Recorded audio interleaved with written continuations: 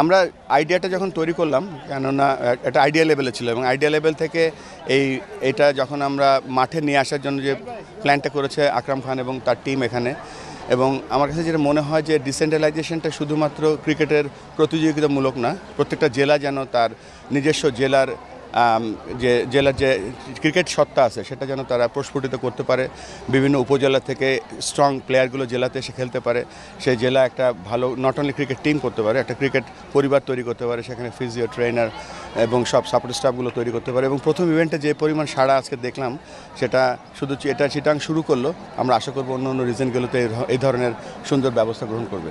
বলবো ভাই, নতুন ক্রিকেটার তুলে আনার ক্ষেত্রে এই ধরনের আঞ্চলিক ক্রিকেট কতটুকু গুরুত্বপূর্ণ ভূমিকা পালন করে? এটা তো মেইনলি ধরেন এখানে লাস্ট স্টেজ যেটা মানে খেলা, প্রথমে তখন প্র্যাকটিস করবে, প্রতিভা হবে, তারপর তারা একটা গেম সিমুলেশন করবে, তারপর ম্যাচ খেলবে। এই যে ম্যাচ খেলার মাধ্যমে যে নতুন প্রতিভাগুলো উঠে আসবে, এটা হচ্ছে আমার কাছে মনে হয় this is the easiest way.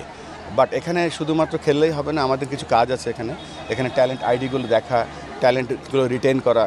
So আমাদের কাজগুলো এখন বেড়ে গেল, আমাদের যে গেম ডেভেলপমেন্ট টিম আছে, হাই পারফরমেন্স টিম আছে, এখান থেকে আমরা সেরা ট্যালেন্টগুলো নিয়ে আমরা যেন আলটিমেটলি আমাদের পাইপলাইনটা স্ট্রং করতে পারি। শেষ প্রশ্ন করি, আমাদের দেশের ক্রিকেট স্কুল ক্রিকেট অবকাঠামো আমরা জানি যে গত সময়ে খুব একটা ভালো অবস্থায় নাই। আপনি আসছেন, অনেক আশা আছে, আমরা আপনার খেলা দেখেছি মাঠে। তো আমাদের প্রত্যাশার জায়গা বা আমরা মানে ওভারঅল দেশবাসীর প্রত্যাশার জায়গাটা অন্যরকম।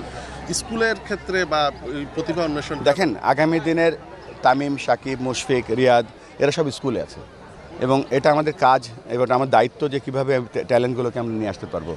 স্কুল ক্রিকেট হয়তো অনেক দিন ধরে হচ্ছে, কিন্তু আমরা এবারে নতুন উদ্যোগে নতুন স্কুল ক্রিকেটটা করব, যেখানে শুধুমাত্র স্কুল ক্রিকেট খেলবেই না, সেখান থেকে একটা cricket country wide cricket fan তৈরি করব আমরা, এবং সেকেন্ড যেটা হবে সেখান থেকে আমরা সুপার ট্যালেন্টগুলো বের করব।